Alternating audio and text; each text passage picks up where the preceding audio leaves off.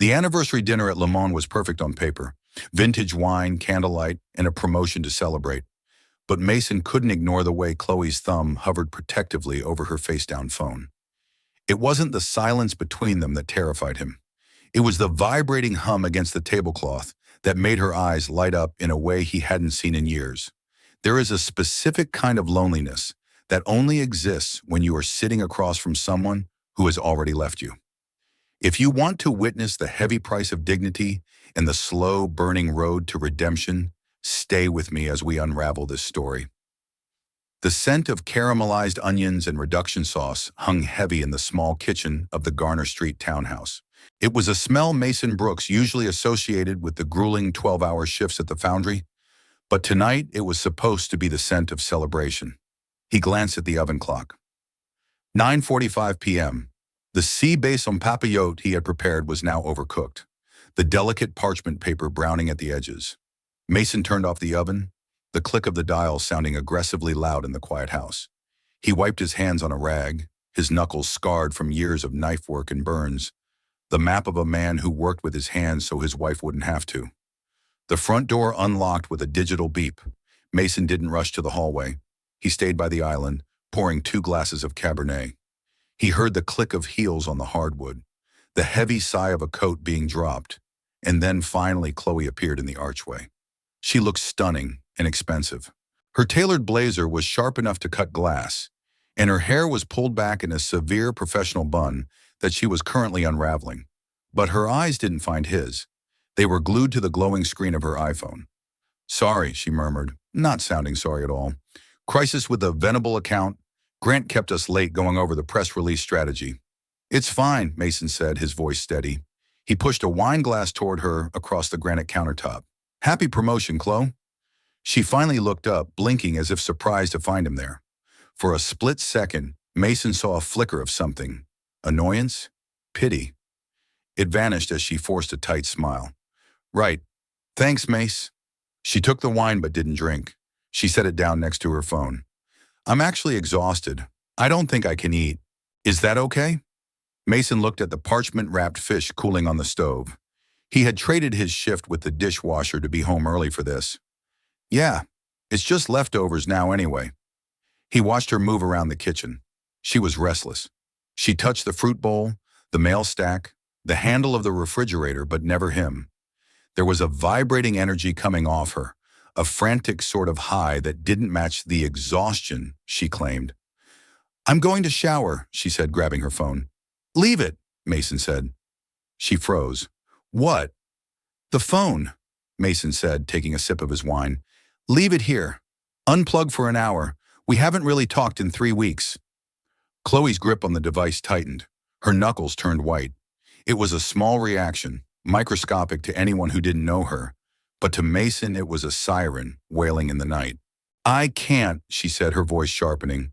"Grant might need final approval on the copy. It's a huge launch, Mason. You wouldn't understand the pressure." "I understand pressure, Khloe. I run a kitchen feeding 200 people a night." "It's not the same," she snapped, the mask slipping. "It's not manual labor. It's—" "Never mind." She turned and walked out, her heels clicking rapidly up the stairs. Mason stood alone in the kitchen he had remodeled with his own hands 2 summers ago. He looked at her wine glass, untouched, condensation forming a ring on the granite. His phone buzzed in his pocket. It wasn't a text. It was a notification from the shared family cloud account. Storage full. Backup paused. He pulled his phone out, intending to just clear some old photos. But as he opened the cloud drive, the sync refreshed. A new folder appeared labeled simply, Site Walkthroughs. Mason frowned. Khloe didn't do site walkthroughs. She did PR. He tapped the folder. It wasn't photos of buildings. The first image was a selfie.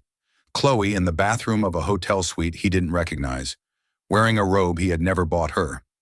Mason felt the blood drain from his face, a cold numbness starting in his fingertips and shooting straight to his heart. He swiped. Another photo, then a video thumbnail. Upstairs, the shower turned on, the pipes groaning in the walls, the sound of water washing away the day, washing away the scent of another man. Mason stood in the beautiful kitchen of the home he was still paying off, staring at the small screen that held the end of his life as he knew it. He didn't scream. He didn't throw the wine glass. He just stood there completely still while the realization settled over him like a shroud. She wasn't just working late. She was gone. The sound of the shower running upstairs was a rhythmic thrum, heavy and constant, vibrating through the ceiling beams. To Mason, it sounded like a countdown. He didn't swipe left or right. He clicked on a text file that had been backed up alongside the photos. It was a chat log export, likely saved by accident during a phone transfer. The timestamps went back 6 months. Mason's thumb hovered over the glass. He felt like an intruder in his own marriage, a thief breaking into a vault that was supposed to be his. He tapped the screen. Grant, when can you get away? The gala starts at 8. Khloe, I have to wait for Mason to get home. He's making some anniversary dinner. He tries so hard, it's actually exhausting. Mason felt a physical blow to his chest, sharp and breathless. He looked at the cooling sea bass on the counter. The exhausting effort she spoke of was 12 hours of prep, followed by 2 hours of cooking, all done on his only night off. He scrolled down, his eyes burning. Grant, just tell him you have a headache. You're too good for that little life, Khloe. You belong in the skyline, not the suburbs. Khloe, I know. I look at him sometimes, and I just see limits. He smells like garlic and fryer grease even after he showers. It's like it's in his pores. I need someone who smells like ambition. Mason brought the phone closer to his face, reading the line again. Smells like ambition. He lifted his wrist to his nose, instinctively sniffing the cuff of his shirt. He smelled of thyme, rosemary, and the high-quality olive oil he imported from Italy. Scents he used to be proud of. Scents that meant he was a provider, a craftsman. Now, through the blue-lit lens of Khloe's secret life, they were just the stench of the help. The betrayal wasn't just sexual, it was a complete deconstruction of his existence. She hadn't just fallen for another man, she was actively apologizing to Grant for being married to a cook. Khloe, he's a good guy, Grant. He's safe. But I don't want safe anymore. I want what you have. The water upstairs turned off. The pipes shuddered one last time and fell silent. Mason quickly closed the Cloud app. His heart was hammering against his ribs, a frantic bird trapped in a cage, but his hands were steady. A strange, cold clarity was washing over him. The panic of discovery was replaced by the numbness of execution. He heard the bathroom door open. Footsteps padded across the carpeted hallway upstairs, then the rhythmic creak of the stairs. Mason set his phone down on the counter, face down. He picked up his wine glass and took a long, slow swallow. The expensive Cabernet tasted like vinegar. God, that felt good, Khloe said as she entered the kitchen.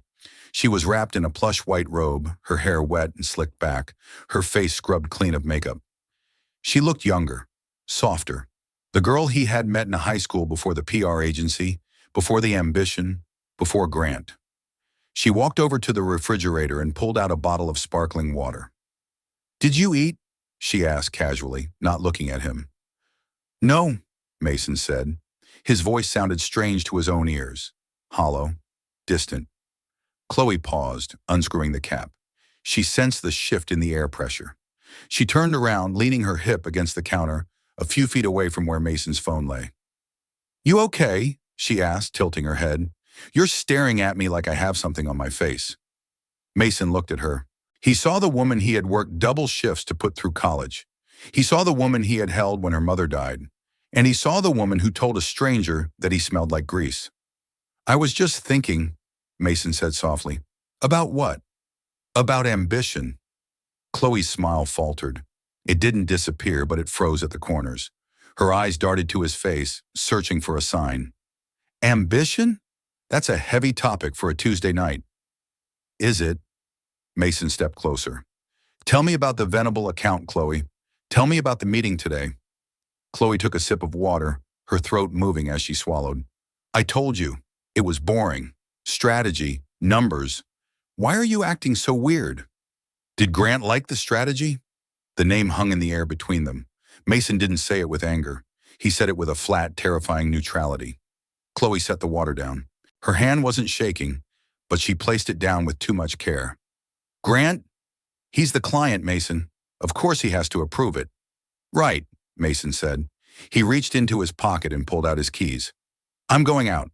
What? Khloe straightened up, the robe loosening slightly. Now? It's 10 o'clock. We haven't even had a toast. I'm not hungry anymore, Mason said, walking past her toward the back door. He needed air. He needed to be away from the perfume of her deception before he shattered. Mason, she called after him, her voice rising with a mix of confusion and defensiveness. You can't just walk out. You're being dramatic. Mason stopped at the door, his hand on the knob. He didn't look back. Maybe, he said, or maybe I just need to get the smell of grease off me. He opened the door and walked out into the cold Chicago night, leaving her standing in the silence of the kitchen, the echo of his words bouncing off the stainless steel appliances she loved so much. The morning sun hit the granite island in the kitchen with a harsh, unforgiving brightness. It was 7 a.m. The house was quiet, save for the hum of the espresso machine, a sleek chrome beast Khloe had insisted on buying, though Mason was the only one who knew how to calibrate the pressure. Mason hadn't slept. He had spent the night in his car parked 3 blocks away, staring at the dark windows of suburban houses, wondering how many other men were sitting in sedans, realizing their lives were lies. He had returned just as the sun broke, his body aching, his eyes gritty. Khloe walked into the kitchen, fully dressed for battle. She wore a charcoal power suit, her heels sharp, her face a perfect mask of foundation and contour. She stopped when she saw him standing by the counter, still wearing yesterday's clothes. You're back, she said. No question. No, where were you? Just a statement of fact. She reached for a travel mug. I don't have time for a fight this morning, Mason. I have a strategy meeting at 9. Is the meeting with Grant? Mason asked. His voice was raspy.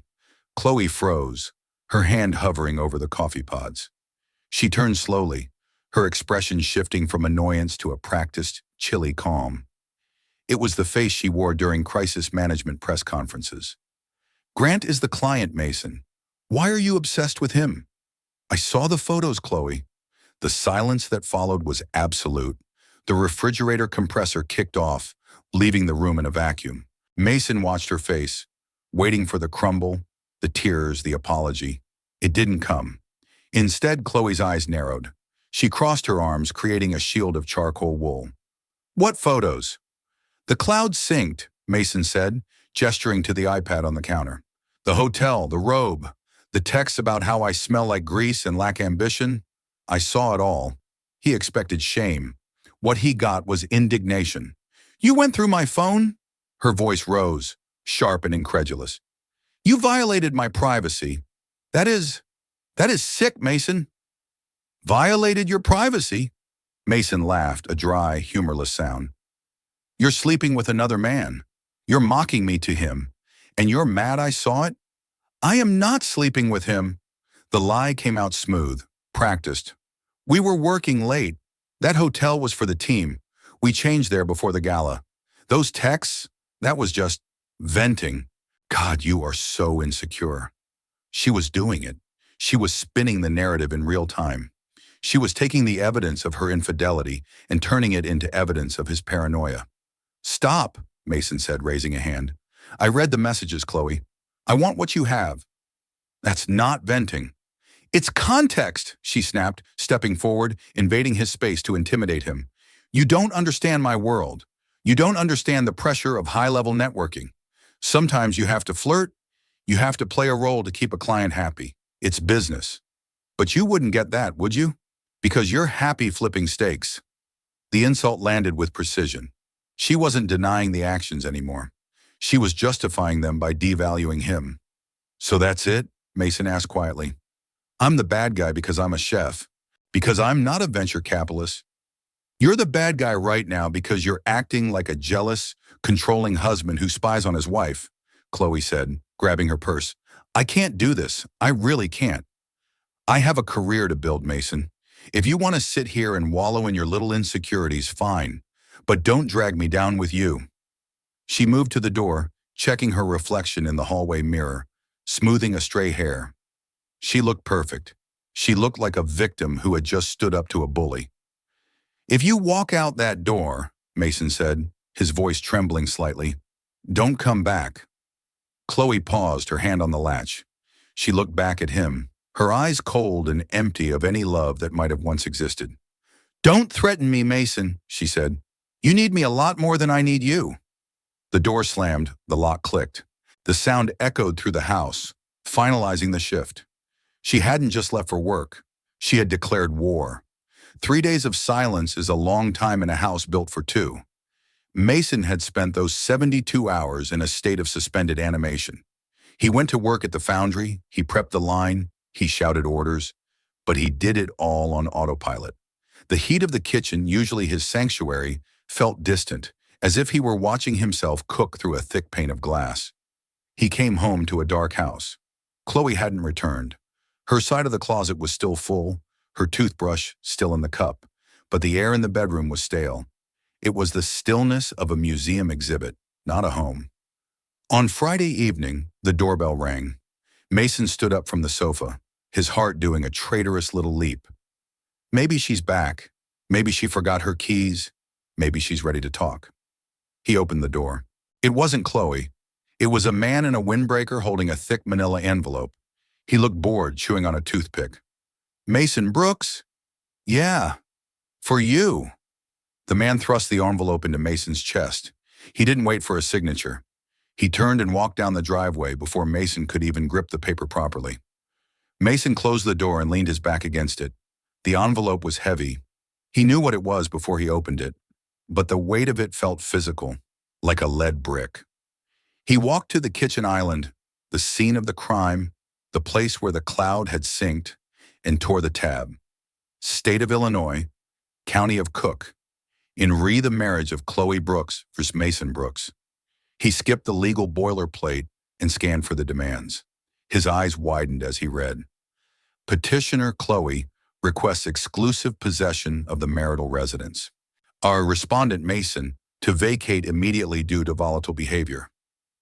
Petitioner claims all savings accounts as premarital commingling. She wasn't just leaving him, she was evicting him. Volatile behavior, he whispered to the empty room. Because he had raised his voice? Because he had looked at her phone? His phone buzzed on the counter. It was a notification from Instagram. He hadn't blocked her yet. A mistake. It was a story post from a friend of hers, a PR associate. A boomerang video of a toast, crystal flutes clinking against a backdrop of floor-to-ceiling windows overlooking the Chicago River. The caption read, "New beginnings with the best view."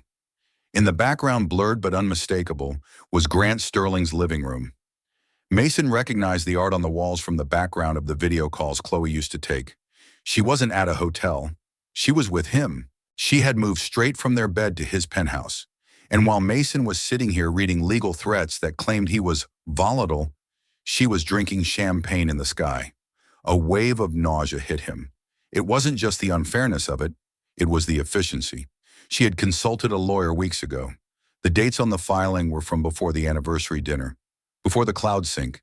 She had sat across from him at that dinner, watched him pay the bill, let him cook her that fish. All while knowing this envelope was already in a courier's bag waiting for the right moment. The right moment was when he found out. She didn't leave because he snooped. She used his snooping as the trigger to execute a plan she had already drawn up. Mason looked around the kitchen. He had tiled this backsplash. He had sanded these floors. Every inch of this house had his sweat equity in it. And now a piece of paper told him he was a squatter in his own life. He dropped the papers on the counter. They slid across the granite, coming to rest next to the fruit bowl. He needed a lawyer, not to save the marriage. That was a corpse rotting in the sun, but to survive the burial. The office of Elias Thorne smelled of old leather and expensive cologne. The scent of a man who made his living navigating the sewers of other people's lives while keeping his own suit spotless. Thorne was a shark, recommended by the head chef at the foundry, who had been through 3 divorces. Mason sat in a chair that was too soft, sinking into it in a way that made him feel small. On the mahogany desk between them lay the printouts of the chat logs and the photos Mason had pulled from the cloud. Thorne flipped through them with a terrifying casualness, like he was reading a menu. He hummed a low sound of approval. "This is good," Thorne said, tapping a photo of Khloe in the hotel robe. This is very, very good. In Illinois, adultery doesn't always sway the financial split as much as you'd think, but dissipation of assets does. If she spent marital funds on this hotel, on dinners, we claw that back. He looked up, his eyes gleaming with a predatory light. But the real leverage here isn't the money. It's the reputation. She's in PR, right? And the guy is Grant Sterling, a venture capitalist with a very public image? Yes, Mason said, his voice tight. Thorne leaned back, steepling his fingers. Here's the play. We file a counter-petition. We allege emotional distress. We threaten to subpoena her work emails to prove she was using company time to facilitate the affair. We make it clear that if this goes to trial, these texts, where she mocks her clients, where she mocks you, where she admits to manipulating deals, become public record. Mason felt a cold knot form in his stomach. You want to blackmail her? I want to negotiate from a position of nuclear strength, Thorne corrected smoothly. She wants the house? She wants support? We show her this file. We tell her that if she doesn't walk away with nothing, we blow up her career. Sterling won't want the scandal either. He'll pressure her to settle. We can crush her, Mason. We can leave her with absolutely nothing. It was a logical plan. It was the winning strategy. Khloe had ruthlessly cut him out. This was the knife to cut her back. Mason looked down at the papers. He saw the words, I want what you have written in Khloe's font. He remembered the way she used to look at him when they were 20, sharing a frozen pizza on the floor of their first apartment. He remembered the way she held his hand at her mother's funeral. That woman was gone, replaced by someone who called him a liability. But if he did this, if he dragged her photos through the court, leaked her private venom to the press, destroyed her livelihood, who would he become? She's claiming I was volatile, Mason said quietly. Which is why we attack her credibility first, Thorne said, mistaking Mason's hesitation for fear. We paint her as the manipulator. By the time we're done, no judge will believe a word she says. And if I don't want to do that? Thorne paused. He lowered his glasses, looking at Mason with genuine confusion. Excuse me? I don't want to destroy her career, Elias. I just want out. Thorne sighed, a sound of profound disappointment. He tossed the file back onto the desk. Mason, listen to me. This isn't a marriage anymore. It's a business transaction. She has already fired the first shot. She is trying to take your home. You don't bring a spatula to a gunfight. You bring a bomb. Mason stood up. The office felt suffocating. He looked at the skyline outside the window, the same skyline Khloe wanted to belong to. I need to think about it, Mason said. Don't think too long, Thorne warned, his voice hardening. The temporary hearing is on Thursday. If we don't file this response by then, you're playing defense. And in this court, defense loses. Mason walked out of the office, the dossier tucked under his arm. The city noise rushed up to meet him, loud and chaotic. He held the power to ruin her in his hands. It felt heavy, not empowering. It felt like holding a grenade with the pin pulled, knowing that throwing it would kill the enemy, but the explosion would deafen him forever. The mediation room was airless, a glass box suspended 20 stories above the street. It was designed to force compromise, but it felt more like an operating theater where a relationship was being dissected, organ by organ. On one side sat Khloe and her attorney, a woman with a sharp bob and a sharper tongue. On the other sat Mason and Elias Thorne. Between them lay a stack of financial disclosures 3 inches thick. The house is the primary issue, Khloe's lawyer stated, tapping a pen against a spreadsheet. My client is willing to buy out Mr. Brooks's share of the equity, minus the dissipation of assets we are claiming regarding his lack of contribution to the household maintenance in the last year. Thorne scoffed, a loud, abrasive sound. Lack of contribution? My client remodeled that kitchen with his own hands. And as for dissipation, shall we talk about the hotel suites? Thorne reached for the manila envelope, the dossier Mason had brought. Mason watched Khloe. She didn't flinch at the mention of the hotel. She stared straight ahead, her eyes fixed on a point on the wall behind Mason's head. She looked impeccable, armored in her suit, but there was a hardness around her mouth that hadn't been there a year ago. She looked like someone holding her breath. We can litigate the remodel, Khloe's lawyer countered. But frankly, Mr. Brooks doesn't have the income to refinance the mortgage on his own. Khloe does. It makes logical sense for her to keep the property. We aren't here for logic, Thorne hissed, his hand resting on the envelope. We are here for equity. And if you want to play hardball, we are prepared to discuss the morality clause in the prenup. Thorne looked at Mason, waiting for the nod, the signal to open the envelope, to spill the photos onto the table, to shame her, to watch her composure crack. Mason looked at the envelope. Then he looked at Khloe. For the first time in an hour, she looked at him. Her eyes were guarded, fearful. She knew what was in the file. She was bracing for the impact, steeling herself to hate him even more when he did it.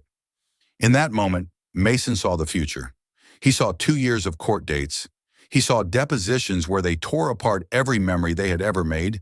He saw himself becoming bitter, angry, a man whose entire identity was wrapped up in destroying his ex-wife.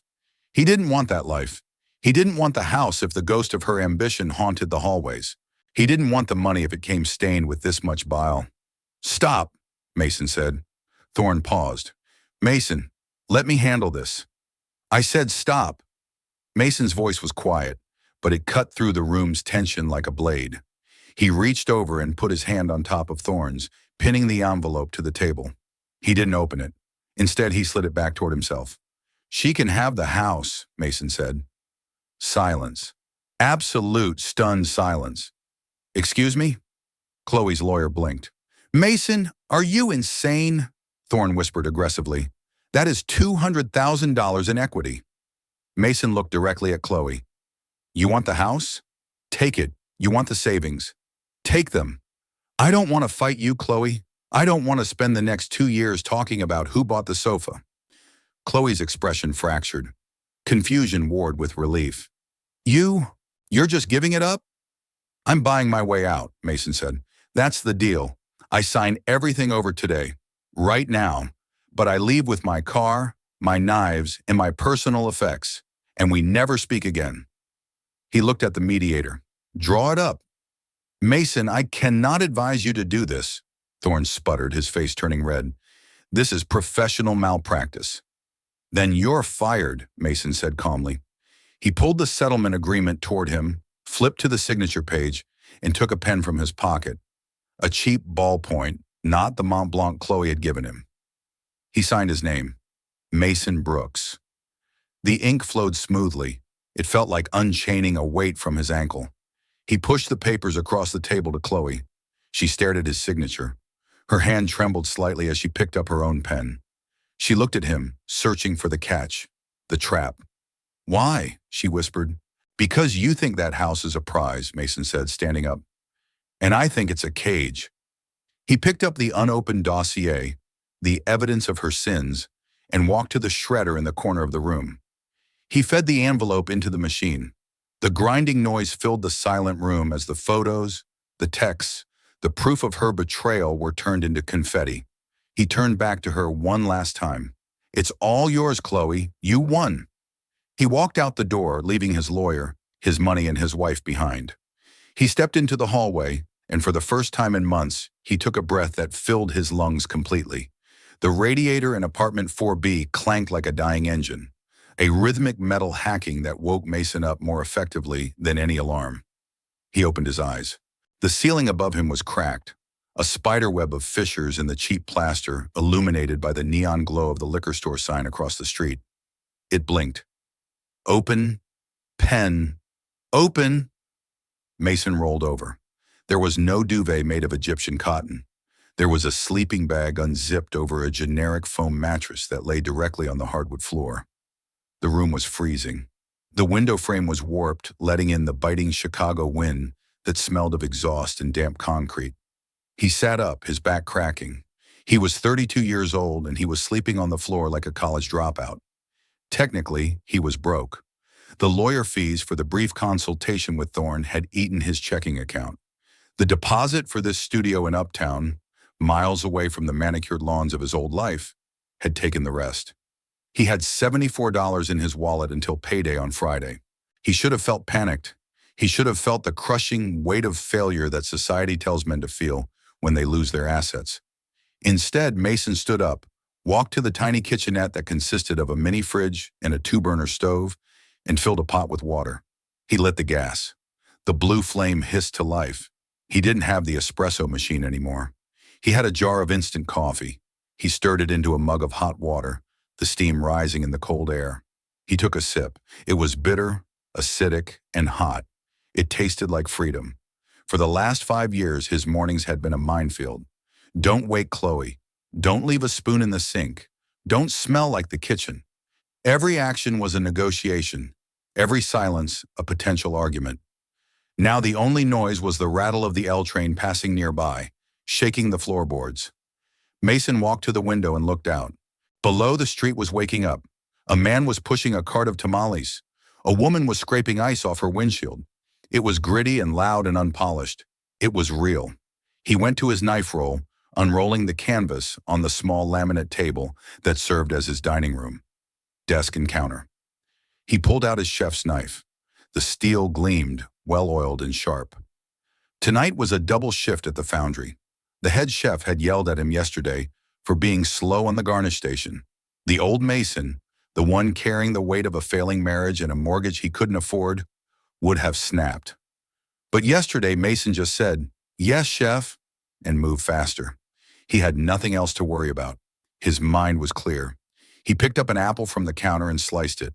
The knife moved with fluid precision, paper-thin slices falling away like petals. His phone sat on the floor charging. He didn't check it. He didn't care about Venable accounts or gala photos or who was liking whose story. He was ghosting his old life. He ate the apple slices standing up, staring at the empty white walls. He needed to buy a bed frame. He needed to buy a second plate. He needed to buy laundry detergent. But for the first time in a decade, he didn't need to buy anyone's approval. He finished the coffee, rinsed the mug, and set it on the drying rack. He put on his coat, grabbed his knife roll, and walked out into the drafty hallway. He locked the door with a satisfying click. He had lost everything that could be measured on a spreadsheet.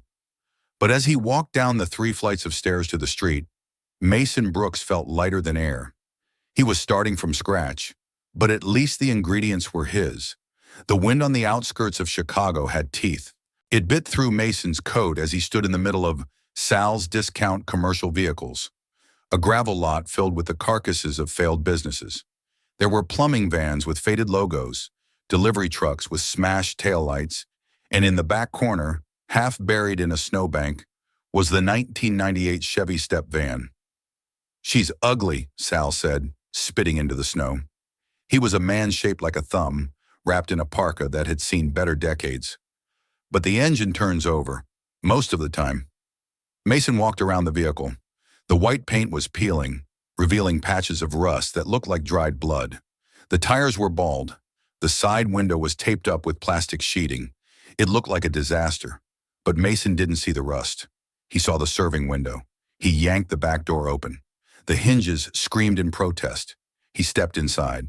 The interior smelled of stale cumin, old fry oil, and diesel fumes. It was freezing. But there, bolted to the floor, was a 36-inch flat-top griddle. Beside it, a 2-basket fryer. They were caked in layers of black grease, a geological history of neglect.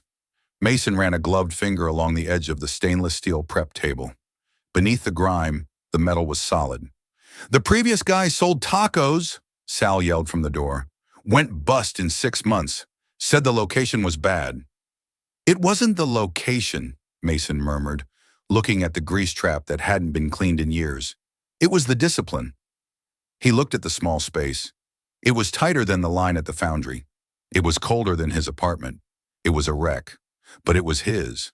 No board of directors, no investors, no Khloe telling him it wasn't ambitious enough.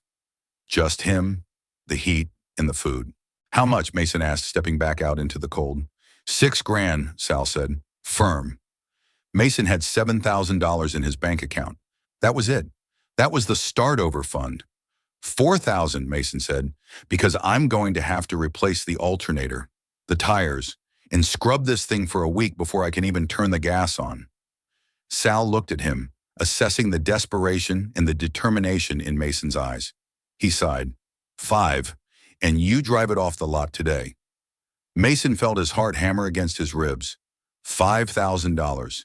He would have barely enough left for registration, initial inventory, and gas. One major breakdown, and he would be sleeping in this truck, not just working in it, He reached into his pocket and pulled out the envelope of cash he had withdrawn that morning. His hands shook slightly, not from the cold, but from the terrifying vertigo of betting on himself. "Deal," Mason said. 30 minutes later, Mason sat in the driver's seat. The engine roared to life with a hacking cough, shaking the entire frame. The heater blew lukewarm air that smelled of dust. He put it in gear and rolled out of the lot, the suspension groaning over every pothole. He didn't drive to his apartment. He drove to a self-service car wash. For the next 4 hours, Mason worked. He didn't cook, he scrubbed. He used steel woolen degreaser. He scraped inches of black sludge off the griddle. He bleached the walls. He polished the stainless steel until his arms burned and his knuckles bled. By the time he finished, it was dark. Under the harsh lights of the car wash bay, the interior of the truck gleamed. It was sterile. It was ready. Mason sat on a milk crate in the back of the clean, silent truck. He was exhausted, cold, and nearly broke. He took a deep breath. The smell of stale cumin was gone, replaced by the sharp, clean scent of bleach and potential. He pulled out a Sharpie and a piece of masking tape. He stuck the tape on the dashboard. He wrote one word, roots. It wasn't fancy. It wasn't Le Monde. It was where he came from and where he was going to grow from. The line for roots wrapped around the corner of Clark and Lake. It had started with a single Instagram post from a food blogger who stumbled upon Mason's truck by accident. She had taken a picture of the Sunday roast sandwich, slow braised beef, horseradish cream, and caramelized onions on toasted brioche, and captioned it, "This tastes like a hug from someone who actually loves you." Now, 3 months later, Mason was drowning in success. Inside the metal box, the temperature was a sweltering 90 degrees despite the Chicago chill outside. Mason moved in a trance state, the flow that every chef chases. His hands were a blur of motion, buttering bread, searing meat, garnishing with microgreens. He wasn't thinking about Khloe. He wasn't thinking about the divorce decree that had arrived in the mail last week, finalizing the end of his marriage. He was thinking about the sear on the beef. "Order 42, he called out, sliding the cardboard boat through the window. A guy in a suit, a guy who looked exactly like the men Khloe used to try and impress, took the sandwich with reverence. "Thanks, man. Best thing in the loop." Mason nodded, wiping sweat from his brow. "Enjoy." By 2:00 p.m., the sold-out sign was up. Mason was exhausted, his apron stained with juice and oil, but his cash box was heavy. He scrubbed the grill, locked the truck, and drove the beast to the wholesale market on the west side. He needed better produce. The bulk onions from the restaurant depot lacked the sweetness he needed for the jam. He walked through the warehouse, dodging forklifts, until he saw a stall he hadn't noticed before. Green Acre Farms. It wasn't flashy. There were no laminated signs, just crates of produce that looked like they had been pulled from the earth that morning. A woman was stacking crates of kale. She wore flannel, work boots, and a vest that had seen better days. Her hair was pulled back in a messy braid, and there was a smudge of dirt on her cheek. "Excuse me," Mason said, picking up a red onion. "Are these local?" The woman turned. She had eyes the color of dark coffee, warm, alert, and entirely unpretentious. "Pulled from the ground in Kankakee yesterday," she said. Her voice was raspy, tired. "If you're looking for the pretty ones to put on a magazine cover, go to aisle 4. These are for eating." Mason peeled back a layer of the skin. The scent was sharp and potent. It made his eyes water. "They're perfect, Fuddy," Mason said. "I'll take 50 pounds. The woman paused, looking him up and down. She saw the grease stains on his pants, the burn scar on his forearm, the tired set of his shoulders. She didn't see a customer. She saw a worker. "You're the guy from the truck," she said. "The one causing the traffic jams on Clark." "That's me, Mason." "Tara," she said, extending a hand. Her grip was firm, her palm rough with calluses. It was the hand of someone who built things, who grew things. It was the opposite of Khloe's manicured, lotion-soft hands that only touched touchscreens. "I heard your beef is good," Tara said, leaning against a stack of crates. "But your pickles are weak." Mason blinked, surprised. "My pickles? Too much vinegar, not enough dill. You're rushing the brine." She reached into a crate and tossed him a cucumber. It was small, bumpy, and imperfect. Use these, Kirby cucumbers, and let them sit for 3 days, not 2. Mason caught the cucumber. He looked at her, really looked at her. There was no artifice here, no networking, no hidden agenda, just a woman who cared about the integrity of a vegetable. A slow smile spread across his face, a genuine one, something he hadn't felt in years. 3 days, Mason repeated. That's a lot of wait time for a food truck. Good things take time, Mason, Tara said, holding his gaze for a second longer than necessary. You can't rush the roots. The air between them shifted. It wasn't the electric, anxious spark of an illicit affair. It was something grounded, a quiet recognition of shared values. I'll take a crate of the Kirby's too, Mason said softly. I'll load them up, Tara said, pushing off the crates. Pull your truck around. As he walked back to his rust bucket-turned gold mine, Mason realized he wasn't just buying vegetables. He was making a connection with the world again. And for the first time, he didn't feel the need to rush home to an empty apartment. He wanted to stay here, in the cold warehouse, and talk about brine. The view from the 45th floor was everything Khloe had ever written in her manifestation journals. The Chicago skyline sprawled out before her, a glittering grid of amber and white lights. From here, the people down on the street were invisible, reduced to ants scurrying in the cold. Khloe stood before the floor-to-ceiling window, sipping a glass of vintage Pinot Noir. The wine cost more than Mason's weekly grocery budget used to be. It was smooth, complex, and utterly joyless. Are you ready? The car is downstairs. Grant Sterling walked into the living room, fastening his cufflinks. He didn't look at her face. He looked at her dress, a shimmering emerald gown that clung to her frame. He scanned her like he was inspecting a quarterly report for errors. You're wearing the emeralds, he noted, his tone flat. I thought we agreed on the diamonds. They play better with the lighting at the Ritz. Khloe touched the necklace at her throat. I just thought the green matched my eyes. It clashes with the brand aesthetic for tonight's launch, Grant said, walking past her to the mirror to check his tie. Change them, quickly. Khloe stood frozen for a second. In her old life, Mason would have looked at her in sweatpants and told her she was the most beautiful woman in the world. He would have cooked her dinner after a long day and asked about her feelings, not her accessories. Grant, she said softly, I had a hard day. The merger press release is a mess. Grant didn't turn around. That's why I pay your agency a retainer, Khloe. Fix it. Don't bring the stress home. I need you charming tonight. The board is on edge. He checked his phone. A small smile played on his lips. A private, guarded expression that didn't reach his eyes. He typed a quick reply and slid the phone into his tuxedo pocket. Khloe felt a cold shiver that had nothing to do with the air conditioning. She knew that smile. She knew that angle of the phone. She knew the way he angled his body away from her. It was the exact same way she used to act around Mason 5 years ago. Who was that? She asked, her voice trembling slightly. Just business, Grant said dismissively. My assistant. She's working late on the portfolio. Just business. The phrase echoed in the cavernous, silent apartment. It was the lie she had told Mason 100 times. Khloe walked to the bedroom to change the necklace. The walk-in closet was the size of her old master bedroom. It was filled with designer labels, shoes she couldn't walk in, and bags she was afraid to scratch. She sat down on the velvet ottoman in the center of the closet. She looked at herself in the three-way mirror. She looked expensive. She looked powerful. She looked exactly like the woman she had desperately wanted to be. But the silence in the penthouse was deafening. There was no smell of garlic and rosemary. There was no warmth. There was only the hum of the climate control system and the terrifying realization that she had traded a man who loved her soul for a man who only loved her silhouette. She unclasped the emerald necklace, the gems feeling heavy and cold in her hands. Khloe, Grant called from the hallway, his voice impatient. We're burning time.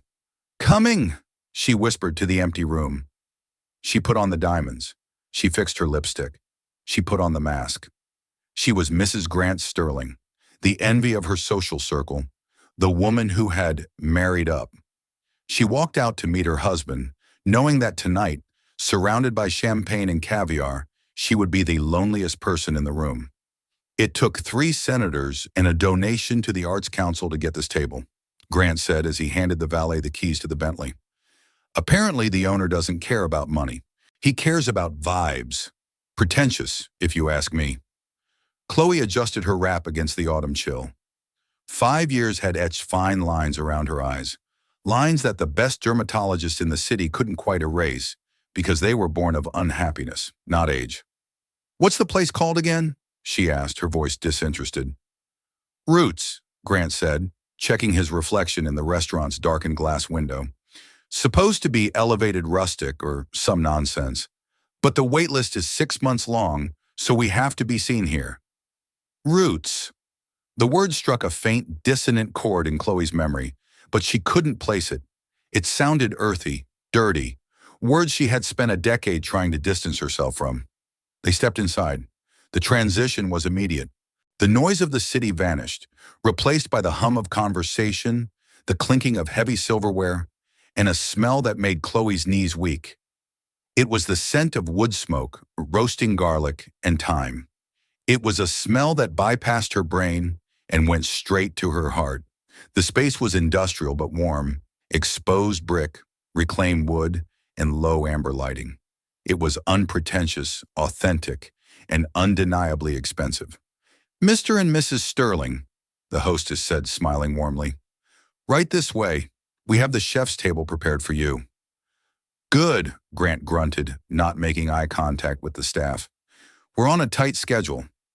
Khloe followed the hostess, her heels clicking on the polished concrete floors.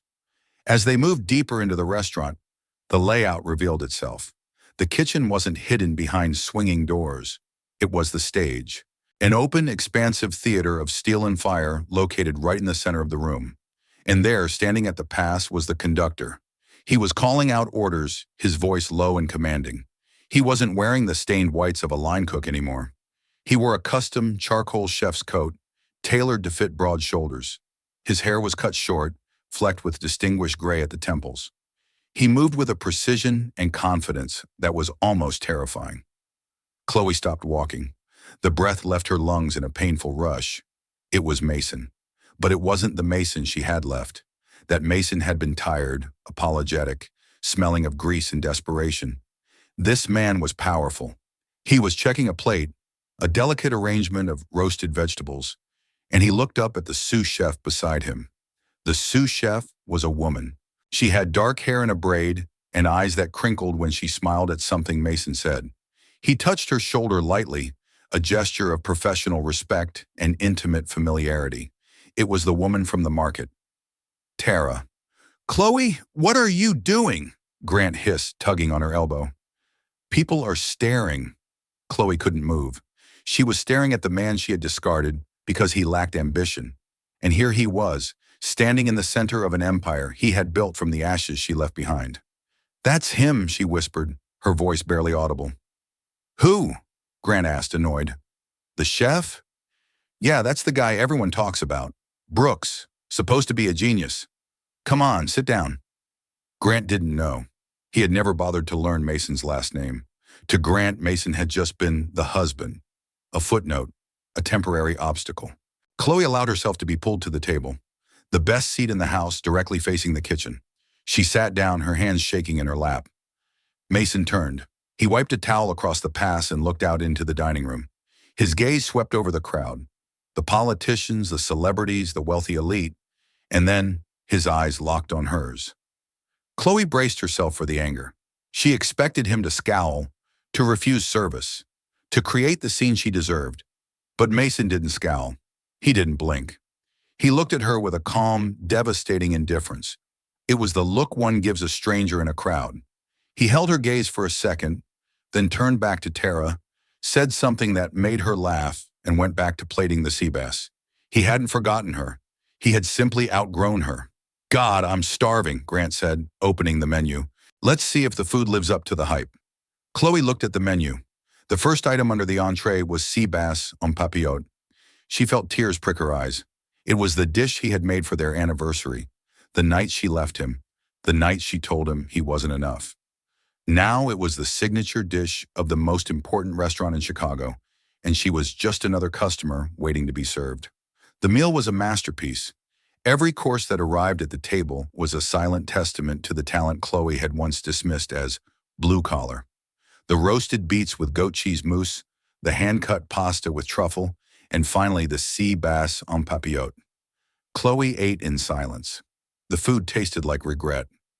Grant, conversely, was in high spirits. He had consumed 3 glasses of the Reserve Cabernet and was currently lecturing the sommelier on the tannins. "It's good," Grant announced, wiping his mouth with the linen napkin. "A bit rustic for my taste, but I see why people like it. It feels honest." He said the word honest without a shred of irony. As the busboys cleared the table, the energy in the kitchen shifted. The service was winding down. Mason wiped down the pass, exchanged a few words with Tara, and then, inevitably, he stepped out from behind the counter. It was custom for the chef to visit the chef's table. Khloe's heart hammered against her ribs like a trapped bird. She watched him approach. He didn't walk with the heavy, tired gait of the man she remembered. He moved with the fluid grace of a man who owned the ground he walked on. He stopped at their table. He didn't look at Khloe first. He looked at Grant. "Mr. Sterling," Mason said. His voice was smooth, professional, and completely void of emotion. "I trust the evening met your expectations." Grant leaned back, swirling his wine. "Impressive, Brooks. Truly. I didn't think a place this gritty could pull off this level of execution. You have a good team." "I have the best team," Mason said. He glanced back at the kitchen, where Tara was laughing with the dishwasher. His eyes softened for a fraction of a second before returning to the table, hardening into polite glass. "Mason," Khloe breathed. She couldn't help it. She needed him to look at her. She needed him to see the emeralds, the dress, the success she had achieved. She needed to know if it mattered. Mason turned his head. He looked at her directly. "Mrs. Sterling," he said. The name hit her like a physical slap. He didn't call her Khloe. He didn't call her Khloe. He used the name she had chosen, the name of the man sitting next to her. "The fish," Khloe stammered, her voice trembling. It was exactly how I remembered." She was begging for a moment, a shared memory, acknowledgement that he had cooked this for her on the night she destroyed him. Mason didn't blink. "I'm glad you enjoyed it. It's one of our most popular items. We sell out every night." He stripped the dish of its sentimentality. It wasn't their dish. It was just a menu item, a commodity. "Well, we'll certainly recommend it," Grant said, oblivious to the tension that was thick enough to choke on. "Bring us the check, will you?" "It's already taken care of," Mason said. Grant raised an eyebrow. "On the house? That's generous." "Consider it a thank you," Mason said. He looked at Khloe one last time. His expression wasn't angry. It wasn't sad. It was peaceful. "If you hadn't cleared the path, I never would have found my way here." He nodded once, a curt professional bow. "Have a good night." Mason turned and walked away. He didn't look back. He walked straight into the open kitchen, walked up to Tara, and said something that made her throw her head back in laughter. He put a hand on her back, grounding, loving, real, and they turned together to inspect a pot on the stove. Khloe sat frozen in the expensive chair. "Nice guy," Grant said, standing up and buttoning his jacket. "A bit intense, but nice. Come on, Khloe. Driver's waiting." Khloe stood up. Her legs felt heavy. She looked at the bustling kitchen one last time. She saw the warmth, the laughter, the smell of spices and love, a world she had voluntarily walked out of. She walked out into the cold Chicago night with her husband. The valet brought the Bentley around. It was sleek, silent, and expensive. She got in. The door shut with a heavy sealed thud, cutting off the noise of the city, cutting off the smell of the restaurant. "Good night?" Grant asked, checking his phone again. "Yes," Khloe whispered, looking out the window at the receding lights of Roots. "It cost everything." Grant didn't hear her. He was already typing a message to his assistant. The car pulled away, disappearing into the darkness, leaving the light of the restaurant burning bright behind them.